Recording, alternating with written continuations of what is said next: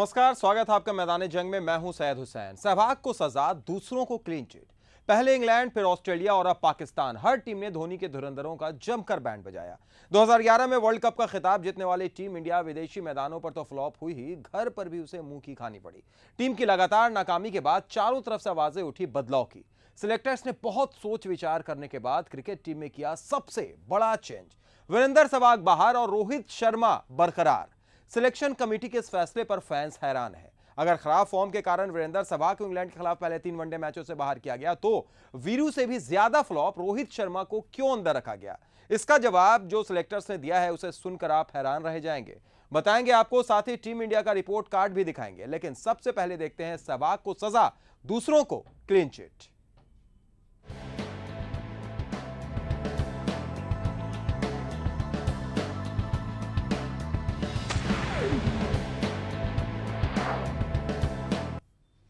जी हां, सहवाग को सजा, दूसरों को क्लीन चिट। कोटला पर टीम इंडिया व्हाइट वॉश बचा पाने में तो कामयाब रही और लगता है इस जीत का असर भी उन पर हुआ, क्योंकि इसके बाद इंग्लैंड के खिलाफ जो टीम चुनी गई उसमें कोई खास बदलाव नहीं किए गए, बल्कि इस हार के गुनाहगारों को बिना ढूंढे कर दिया गया बरी और दे दी गई सहवाग को सजा।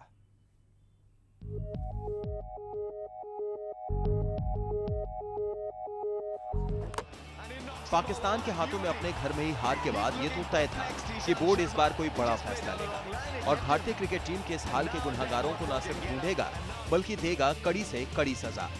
लेकिन जब टीम इंडिया का ऐलान हुआ तो लगा कि सिलेक्टर्स ने सिलेक्शन के नाम पर इस बार भी या तो सिर्फ खानापूर्ति की या फिर कोटला की जीत के बाद उनका दिल इतना पसीज गया कि उन्होंने सभी को कर दिया माफ। आप सोच रहे होंगे कि आखिर ऐसा क्यों, लेकिन जैसा सिलेक्शन हुआ है इसके बाद तो ऐसा कहना गलत नहीं है, क्योंकि इंग्लैंड के खिलाफ चुनी गई पहले 3 वनडे की टीम में कोई बड़ा फर्क नहीं है।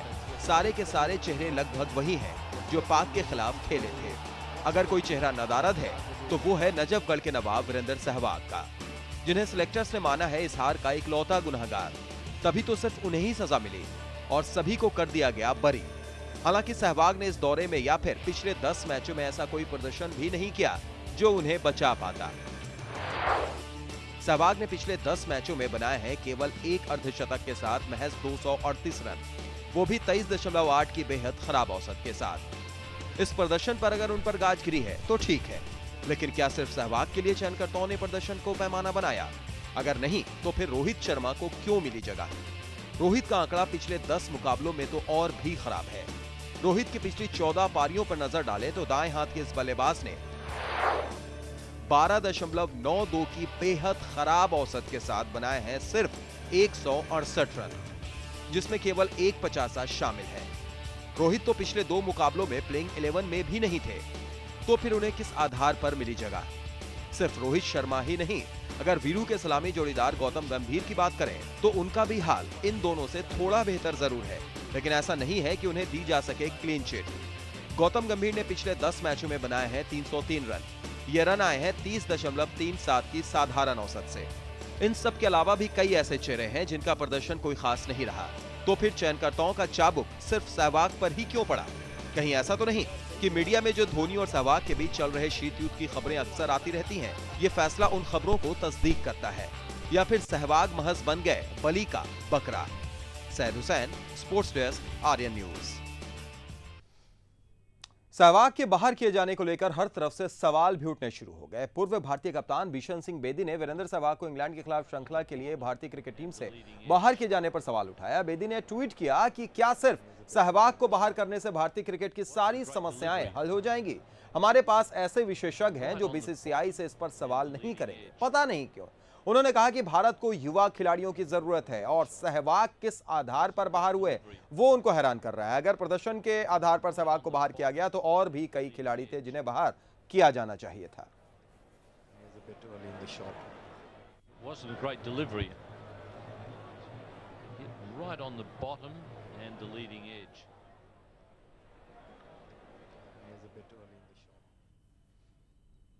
बिशन सिंह बेदी ने जहां इस फैसले पर हैरानी जताई है, तो पूर्व भारतीय कप्तान सुनील गावस्कर ने कहा है कि विस्फोटक ओपनर सहवाग अच्छे खिलाड़ी हैं, लेकिन उनकी फॉर्म और व्यवहार के कारण उन्हें टीम से बाहर बैठाना पड़ा। आउट ऑफ फॉर्म चल रहे सहवाग को इंग्लैंड के खिलाफ 5 मैचों के वनडे सीरीज के शुरुआती 3 मुकाबलों के लिए टीम से बाहर किया गया है। टीम इंडिया के विस्फोटक और आक्रामक बल्लेबाज सहवाग पिछले कुछ वक्त से अपनी फॉर्म को लेकर सवालों के घेरे में है। पाकिस्तान के खिलाफ 2 वनडे मैचों में वीरू ने महज 35 रन बनाए। गावस्कर ने कहा कि मुझे लगता है कि फॉर्म के अलावा सहवाग का व्यवहार और खेल के प्रति दृष्टिकोण भी उनके टीम से बाहर किए जाने के लिए एक वजह बनी। उन्होंने कहा कि सहवाग की फॉर्म फिलहाल अच्छी नहीं है, लेकिन उनका व्यवहार और खेल के प्रति रवैया भी चयनकर्ताओं के दिमाग में रहा होगा, जिसके कारण उन्हें टीम से कुछ मैचों के लिए बाहर किया गया है। गावस्कर ने हालांकि माना कि सहवाग एक मैच विनर हैं, लेकिन उन्होंने कहा कि टीम से कुछ समय बाहर बैठने पर उन्हें इस बात का एहसास होगा कि भारत के लिए खेलने के क्या मायने हैं।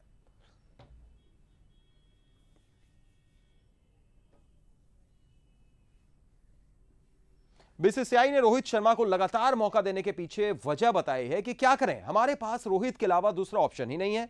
यानी 125 करोड़ की आबादी वाले देश में क्या कोई बल्लेबाज ऐसा नहीं है जो सचिन तेंदुलकर से नहीं बल्कि रोहित शर्मा से बेहतर हो। लेकिन हम बीसीसीआई को दिखाना चाहते हैं वो अनसुने चेहरे जिनकी की गई है अनदेखी।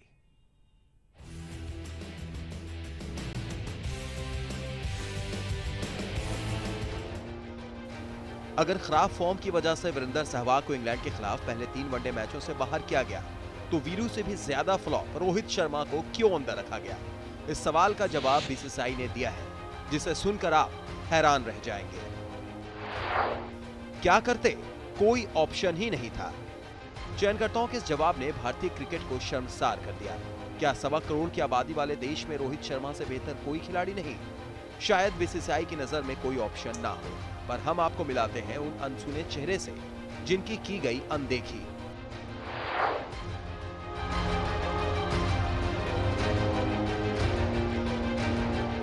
इस सीजन में शानदार औसत और रनों का अंबार लगाने वाले कर्नाटक के मुरलीधरन गौतम ने अपनी प्रतिभा से हर बार रणजी मैचों में सबको प्रभावित किया, लेकिन शायद उनकी सबसे बड़ी कमी उनका विकेटकीपर होना है। इन सब परफॉर्मेंस के बावजूद चयनकर्ताओं को उनके आंकड़े नजर नहीं आए। गौतम के अलावा दूसरे अनसुने चेहरे हैं हिमाचल के पारस डोगरा, जिन्होंने इस सीजन में खेले गए 10 मैचों में बनाए हैं 80 की शानदार औसत से 960 रन, लेकिन फिर भी पारस में सिलेक्टर्स को टैलेंट नजर नहीं आया। अनसुने चेहरों की फहरिस्त में अगला नंबर आता है मुंबई के अभिषेक नायर का, जिन्हें टीम इंडिया में इससे पहले एक बार मौका तो मिला था, लेकिन बिना परखे कर दिया गया उन्हें आउट। नायर के लिए यह सीजन यादगार रहा है। इस युवा बल्लेबाज ने मौजूदा सीजन में लगातार रन बनाए हैं। नायर को जुलाई 2009 में वेस्टइंडीज दौरे पर टीम के साथ भेजा गया था। वहां खेले 3 वनडे मैचों में कुल एक पारी में उन्हें बल्लेबाजी का मौका भी मिला, जिसमें वो बिना खाता खोले नाबाद रहे। इसके बाद उन्हें टीम में दोबारा मौका नहीं मिला। नायर के बाद नंबर आता है पंजाब के जीवन जोत सिंह का। 22 साल के इस बल्लेबाज ने इसी साल डेब्यू किया है, लेकिन प्रदर्शन शानदार। 8 मैचों में जीवन जोत सिंह ने 785 रन बनाए, जिसमें 5 शतक भी शामिल और औसत भी शानदार 65.41 की। इस लाजवाब प्रदर्शन के बावजूद चयनकर्ताओं ने जीवन जोत को जगह नहीं दी। बात यहीं खत्म नहीं होती। देखिए कुछ और खिलाड़ियों के सीजन का प्रदर्शन। जगदीश का प्रदर्शन शानदार रहा। 8 मैचों में 72.58 की औसत से 871 रन। तो मुकुल डागर ने भी 9 मैचों में 598 रन बनाए, जिसमें 3 शतक शामिल। और मुंबई के हिकेन शाह ने 8 मैचों में 639 रन बनाए, 3 शतक के साथ। इस प्रदर्शन के बावजूद चयनकर्ता रणजी से ज्यादा तवज्जो आईपीएल परफॉर्मेंस को दे रहे हैं। टी20 क्रिकेट में परफॉर्मेंस कभी टेस्ट और वनडे जैसे वर्ल्ड क्लास फॉर्मेट्स में चयन का आधार नहीं हो सकता। जीवनजोत सिंह, अभिषेक नायर और मुकुल डागर जैसे बेहतरीन खिलाड़ियों को नजरअंदाज करना ये बताता है कि सिलेक्टर्स रणजी से ज्यादा आईपीएल की चमक में खोए हुए हैं, और यही वजह है कि उनके नजर में रोहित शर्मा से बेहतर कोई नहीं। Sports desk, Aryan news.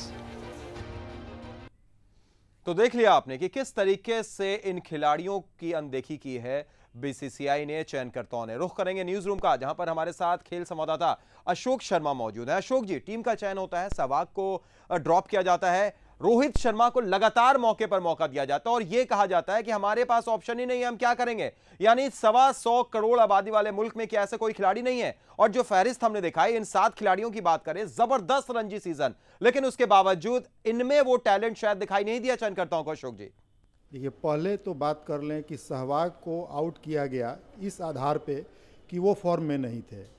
तो क्या सहवाग के अलावा और जो खिलाड़ी फॉर्म में नहीं थे उनके बारे में कुछ सोचा गया? पहले सहवाग के बाद और तुलना कर ली जाए रोहित शर्मा के बारे में, तो सहवाग के बारे में ये कहा गया कि वो फॉर्म में नहीं थे इसलिए उन्हें टीम से बाहर कर दिया गया। लेकिन रोहित शर्मा की अगर पिछली 10 पारियों को देखा जाए, वो सहवाग से ज़्यादा फ्लॉप साबित हुए। पिछली 3 पारियों में वो 0 पे आउट हुए, 4 बार वे मात्र 4 रन पे आउट हुए, 1 बार 5 रन का आंकड़ा बनाया और 1 बार 68 रन का आंकड़ा बनाया। तो आप इतने प्रदर्शन के आधार पे जब टीम में बने रह सकते हैं तो जाहिर है प्रदर्शन चयन का आधार नहीं है, कोई और वजह है। इनके बारे में ये कहा जाता है कि ये अक्सर बम्बई के जो भी बड़े खिलाड़ी हैं वो भी इनका पक्ष लेते हैं, और रवि शास्त्री ने अक्सर कमेंट्री के दौरान ये कहा है कि रोहित शर्मा बहुत टैलेंटेड खिलाड़ी हैं, ज़रूरत है कि अच्छी पारी की। आखिर वो अच्छी पारी कब आएगी, ये सवाल चयनकर्ताओं को पूछना चाहिए था रोहित शर्मा से, धोनी से, जो कि धोनी भी लगातार तरफदारी कर रहे हैं रोहित शर्मा की। लेकिन इस मामले में कोई सवाल पूछने के लिए या कहने के लिए तैयार नहीं है। जिस तरह से बीसीसीआई का स्वरूप बन गया है कि कोई लोकतांत्रिक परंपरा नहीं है, आप कोई सवाल नहीं पूछ सकते हैं। और धोनी तो लगातार इस बात के लिए कर रहे हैं, कभी वो मीडिया को दोष देते हैं कि मीडिया अनर्गल सवाल उछालता है, और ये कहते हैं कि मैदान के बाहर बैठे लोग बड़ी बड़ी बातें कर सकते हैं लेकिन जिन्हें मैदान पे खेलना होता है वही जानते हैं। तो क्या जिन खिलाड़ियों ने सवाल पहले उठाए थे वो उन्होंने क्रिकेट नहीं खेला है? क्या मोहिंदर अमरनाथ से ज़्यादा अनुभवी खिलाड़ी हो गए हैं महेंद्र सिंह धोनी?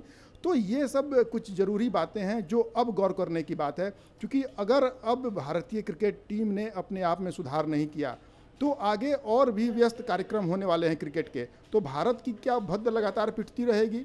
और जहाँ तक चयनकर्ताओं का ये कहना है कि कोई विकल्प नहीं है, तो ये या तो उनको दिखाई नहीं पड़ रहा है या तो वो नज़रअंदाज कर रहे हैं। सबसे पहले अगर उदाहरण सबसे पहला लिया जाए तो पंजाब के खिलाड़ी हैं जीवनजोत सिंह, उनका डेब्यू बहुत शानदार हुआ। उन्होंने दोहरे शतक के साथ अपने कैरियर की शुरुआत की। इसी साल से उन्होंने रणजी ट्रॉफी खेलना शुरू किया है। 8 मैच खेले हैं और 5 शतक लगाए हैं और 1 अर्धशतक लगाया है।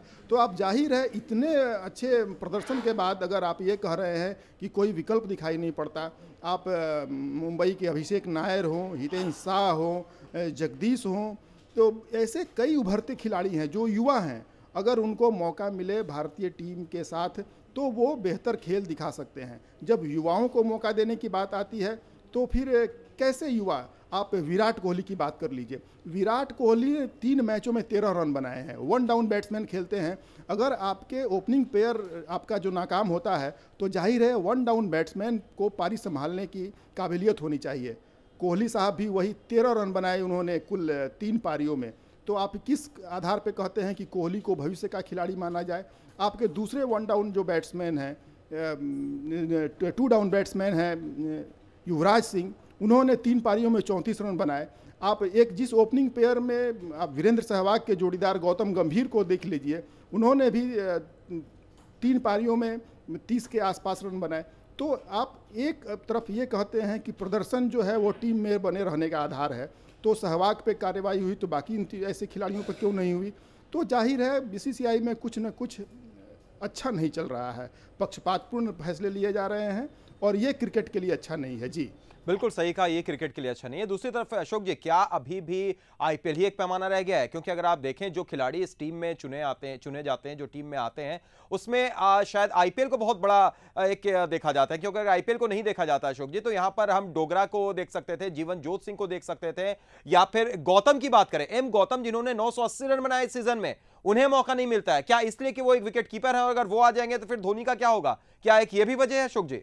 जी हाँ, ये एक सबसे बड़ी वजह, आप एक और उदाहरण से आप इस बात को पुष्ट कर सकते हैं। शमी अहमद ने कोई आईपीएल मैच नहीं खेला। उन्होंने रणजी ट्रॉफी में शानदार प्रदर्शन किया, उनको मौका मिला और वो टीम के लिए एक कामयाब खिलाड़ी साबित हुए। तो ये एक पैमाना जो आप घरेलू क्रिकेट को आप जिस तरह से नज़रअंदाज कर रहे हैं, उससे क्रिकेट की रीढ़ टूट जाएगी। आईपीएल क्रिकेट का पैमाना कभी नहीं बन सकता है। वो लिमिटेड ओवर का खेल है, उसमें राष्ट्रीयता की भावना नहीं होती है। कई देश के खिलाड़ी मिलकर एक टीम तैयार करते हैं और जिस टीम में राष्ट्रीयता की भावना नहीं होगी वो जीने और मरने के अंदाज में कभी क्रिकेट नहीं खेल सकता। तो ये बात माननी होगी कि घरेलू क्रिकेट जिस तरह से और देशों में लोकप्रिय है, वहाँ चयन का भी आधार वही है। तो भारत में एक बार फिर से घरेलू क्रिकेट पर ही ध्यान देना होगा और वही उभरते खिलाड़ियों का स्रोत बन सकता है। जी बिल्कुल सही कहा, वही उभरते खिलाड़ियों का स्रोत बन सकता है। दूसरी तरफ अगर बात की जाए अशोक जी चयनकर्ताओं की, तो आपने चेतेश्वर पुजारा को इस टीम में मौका दिया। हालांकि बेशक उन्होंने बेहतरीन क्रिकेट खेला था, इंग्लैंड के खिलाफ टेस्ट में शानदार प्रदर्शन चेतेश्वर पुजारा का रहा था, बल्कि कुछ ही बल्लेबाजों में थे पुजारा जिन्होंने अच्छी बल्लेबाजी की थी, हमें कोई एतराज नहीं है। लेकिन क्या वो वनडे के लिए फिट है अशोक जी? और अगर आप वनडे में उन्हें मौका देंगे, क्या उससे उनके टेस्ट करियर पर असर नहीं पड़ेगा? क्योंकि वही एक पूरे तरीके से खिलाड़ी देखे थे जो कि एक तकनीक के साथ खेल रहे थे, ऑफ स्टंप के बाहर छेड़खानी नहीं कर रहे थे, तेज रन बनाने के चक्कर में अपनी विकेट नहीं फेंक रहे थे। आप वनडे में उनको उतार दिया है, वो भी तब जब आपके पास दिनेश कार्तिक, अंबाती रायडू जैसे खिलाड़ी थे। उनके जगह इनको उतारने के बाद क्या टेस्ट में उनके बल्लेबाजी पर असर नहीं पड़ेगा? देखिए, ये चयन भी हैरानी, निसंदेह पुजारा अच्छा खेल दिखा रहे हैं, लेकिन पुजारा का चयन वीरेंद्र सहवाग की जगह हुआ है। तो क्या पुजारा ओपनिंग करेंगे? जब आपके पास अजिंक्य रहाणे जैसा बैट्समैन है, तो फिर एक और ओपनिंग बैट्समैन की ज़रूरत को आपको पूरा करना चाहिए था। आप पुजारा को वीरेंद्र सहवाग की जगह आपके चयन का क्या आधार होना चाहिए? और जब उन्होंने टेस्ट मैच में अच्छी बल्लेबाजी की, तो क्या उनके भी उनकी जो एकाग्रता है बैटिंग के प्रति, क्या उसको भी तोड़ना चाहता? हालांकि पुजारा ने इस बात को कहा है कि वो एक दिवसीय मैच में भी अच्छा खेलना चाहते हैं, और इस चयन का आधार उन्होंने ये बताया है कि पिछले रणजी ट्रॉफी मैच में वो 150 से जो 200 रन के आंकड़े पे गए, तो केवल 17 गेंदों में उन्होंने 50 रन बनाए थे। तो ये साबित करना चाह रहे हैं कि जब मैं 17 गेंदों में 50 रन बना सकता हूं, तो एक दिवसीय मैचों में खेलने की मुझ में काबिलियत है। ठीक है, ये काबिलियत है, लेकिन जो और खिलाड़ी हैं उनको मौके मिलने चाहिए। और ये टीम प्रयोग के आधार पर यह कहा जा रहा है कि आप एक दिवसीय मैच के लिए अलग टीम बनाएं, आप T20 के लिए अलग टीम बनाएं, और टेस्ट मैच के लिए आप अलग टीम बनाएं। जब ऑस्ट्रेलिया और इंग्लैंड जैसे जो प्रोफेशनल, जहां क्रिकेट जो है एक प्रोफेशन है, वहां जब इस तरह के प्रयोग किए जा सकते हैं, तो भारत में आखिर ऐसा क्यों नहीं किया सकता? एक खिलाड़ी सभी फॉर्मेट में खेलेगा, तो जाहिर है धोनी भारत के सबसे सीरीज में सबसे कामयाब बैट्समैन रहे। एक शतक और एक अर्धशतक उन्होंने लगाया, लेकिन खेल की जो थकान है अब उन पे हावी है।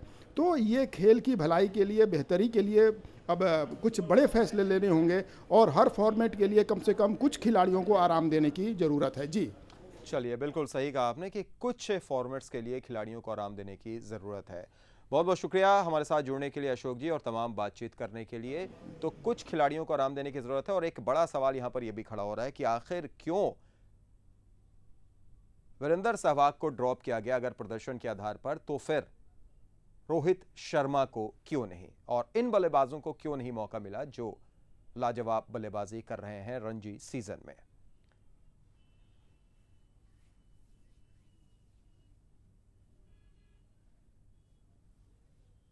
तो चलिए यहां पर रुक रहे हैं एक छोटे से ब्रेक के लिए। ब्रेक के बाद आपको दिखाएंगे पाकिस्तान सीरीज में टीम इंडिया का रिपोर्ट कार्ड।